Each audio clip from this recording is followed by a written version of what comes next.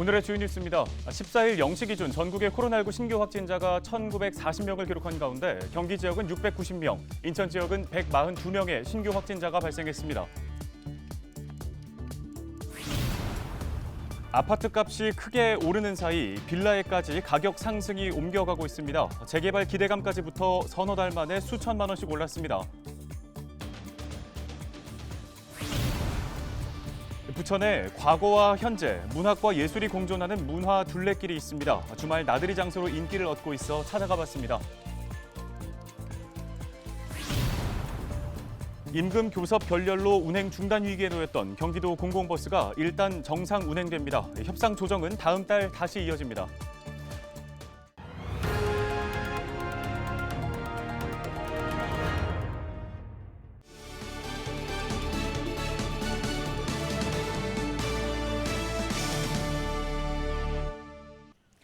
여러분 안녕하십니까? 헬로티비 뉴스입니다. 첫 소식입니다. 14일 0시 기준 인천 지역의 코로나19 확진자는 전날보다 142명이 증가했습니다.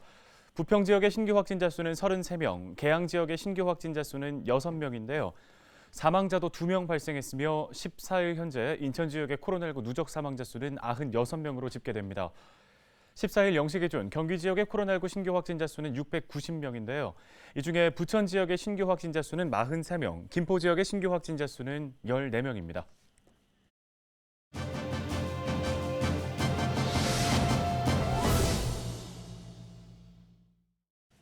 네, 정부가 단계적 일상 회복 전에 적용할 마지막 거리두기 단계를 15일에 발표합니다. 네, 방역 조치가 어떻게 변화될지 김경호 인제대 백병원 가정의학과 교수와 함께 관련 이야기 나눠보겠습니다. 자, 교수님, 정부가 이제 내일 거리두기 재조정을 앞두고 많은 고심을 하고 있을 것 같습니다. 먼저 어떻게 예상하십니까? 네, 지금 현재 18세 이상 성인 기준으로 코로나19 백신 1차 접종률이 91%, 또 접종 완료율이 72%에 달하고 있는 상황이어서 많은 분들이 예방접종을 받으셔서 우리가 접종자 중심으로 어느 정도 방역 조치 완화는 가능할 것으로 보이는데 백신 접종의 감염 예방 효과가 100%가 아니기 때문에 일부 돌파 감염 위험성은 있겠습니다. 하지만 백신 접종 후에 감염이 되신다고 하더라도 위중증이나 사망 위험은 여전히 낮기 때문에 이분들 중심으로 어느 정도 사적 모임 완화라든지 또 다중이용시설의 집합 금지나 영업시간 제한 완화 같은 것들은 어느 정도 시도해 볼 만하다고 생각하는데요. 하지만 아직 여전히 미접종자분들이 많고 또 예방접종이 진행 중이고 또 고위험군 대상으로 지금 추가 접종과 또 소아청소년 임신부 대상 접종이 아직 이루어지지 않고 있기 때문에 이러한 그 돌파 감염으로 인해서 미접종자 또 면역 저하자에게 감염 전파 위험성은 여전히 남아 있습니다. 그리고 또 아직 확진자 규모가 아직 많아서 우리가 역학조사라든지 또 밀접 접촉자 관리 같은 우리가 감당할 수 있는 범위에 를 넘어나는 확진자 수다이기 때문에 우리가 조금 더 확진자 감소세를 유지하면서 우리가 방역 조치 완화는 점진적으로 신중하게 단계적으로 진행할 필요가 있다고 볼 수 있겠습니다. 네, 이 코로나19 일상회복지원위원회가 공식 출범했습니다. 단계적 일상회복 전환을 위해서 어떤 점에 초점을 맞추고 방역 대책을 수립해야 한다고 보십니까?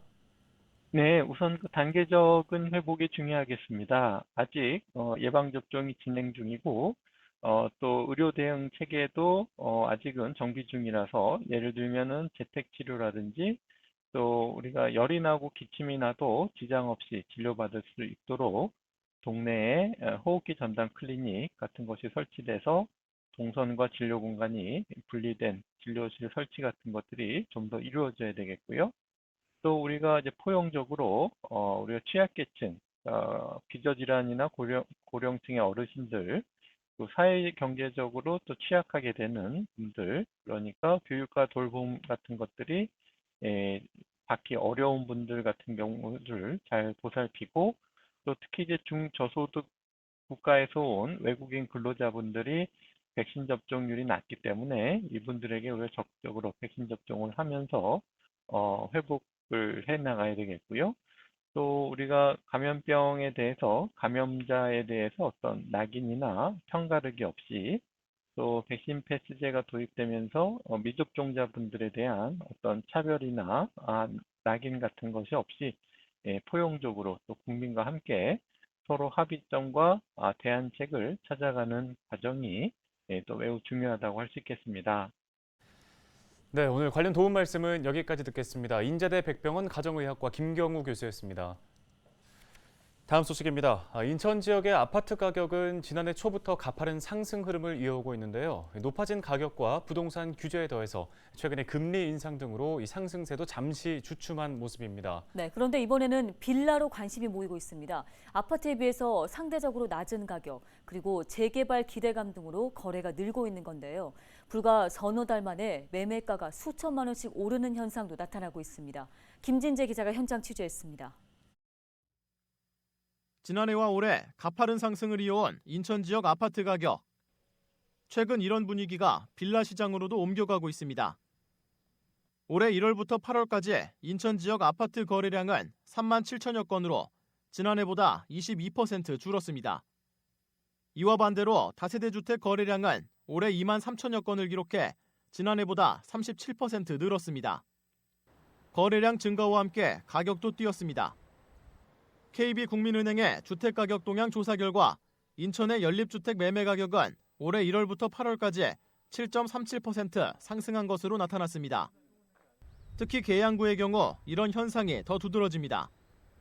올해 초 유튜브와 부동산 커뮤니티 등에서 재개발 소문이 돌자 전철역 주변을 중심으로 빌라 거래량이 급등한 겁니다. 올해 8월까지 계양구의 다세대 주택 거래량은 2,840건으로 지난해 같은 기간보다 75% 늘었습니다. 소문 듣고 팔려고 했던 사람들도 물건을 잠가버리고 수도권에서 오셔갖고 많이들 투자를 하셔갖고 물건이 별로 없어요.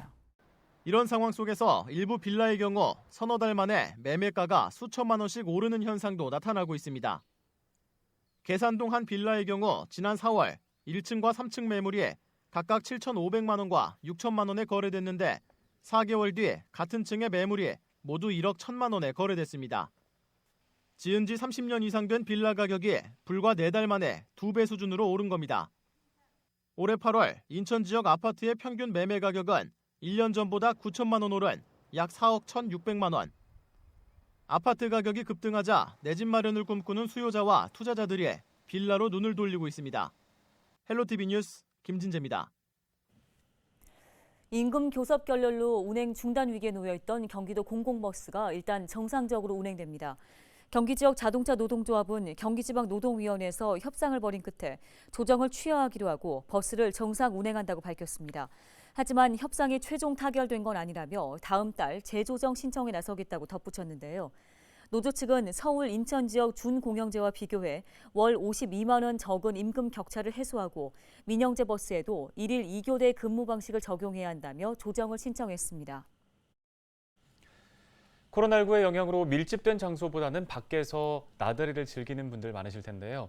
그렇다면 부천의 과거와 현재, 또 문학과 예술이 공존하는 문화 둘레길은 어떨까요? 네, 올해부터는 둘레길 코스가 더 추가됐다고 하는데요. 함께 따라가 보시죠. 이정화 기자입니다.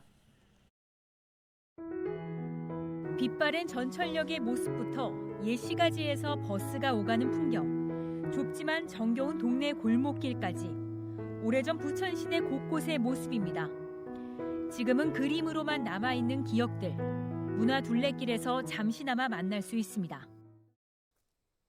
부천 성주산 자락에서 이어지는 거마산 둘레길 산책로에는 이른 아침부터 많은 사람들이 발걸음했습니다.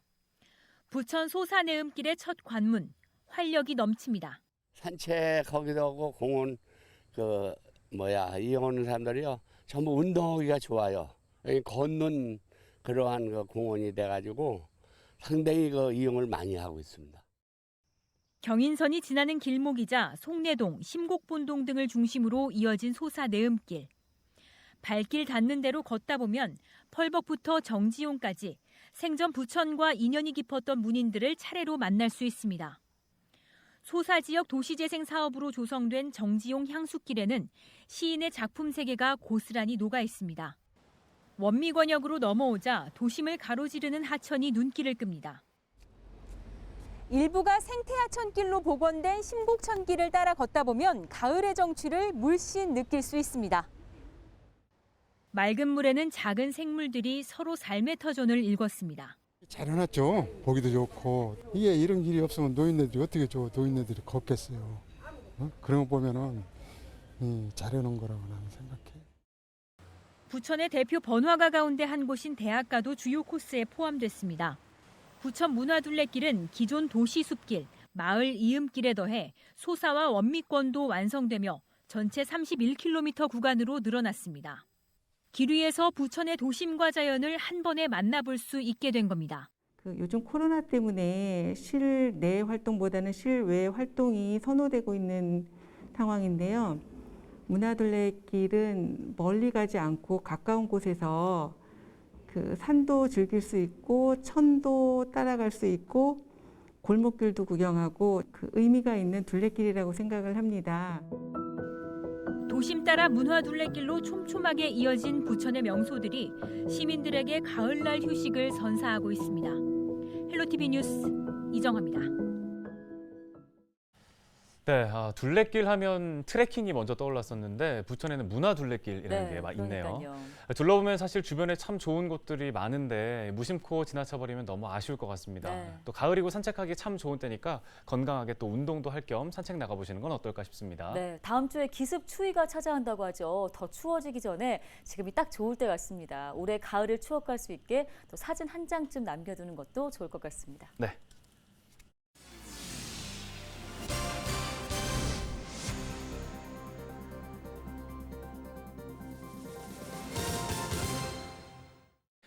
네, 이어서 키워드 뉴스입니다. 먼저 첫 번째 키워드 살펴보겠습니다. 국민연금 체납입니다. 인천 지역의 국민연금 체납액이 눈덩이처럼 불어나고 있다는 내용인데요. 허정식 국회의원이 국민건강보험공단으로부터 받은 자료를 분석해 발표했습니다. 내용을 좀 살펴보니까 올해 1월부터 7월 말까지 국민연금 보험료를 체납한 인천 지역의 사업장 수는 약 4만 1,000곳으로 체납액이 2,200억 원을 넘어섰다고 합니다.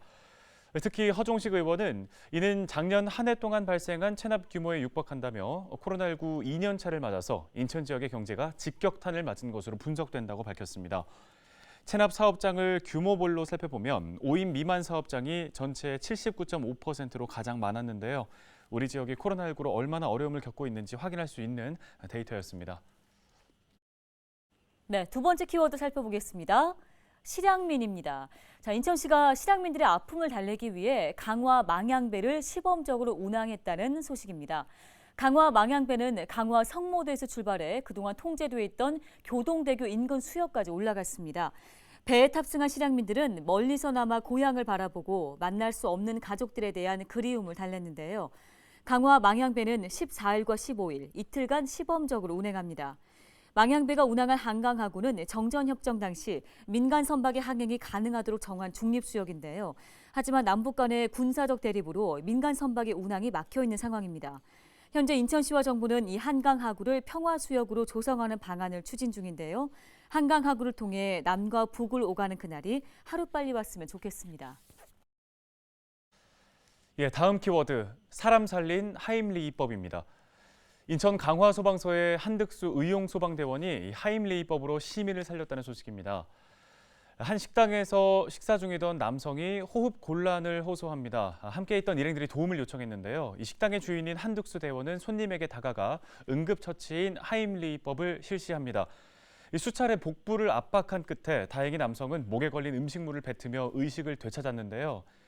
한득수 대원은 소방서에서 배운 응급처치를 실제로 사용하게 될 줄은 꿈에도 몰랐다며 의식을 잃어가는 남성을 보자 아무 생각 없이 몸이 먼저 반응했다고 말했습니다. 한득수 대원의 용기 있는 행동에 박수를 보내고 싶습니다.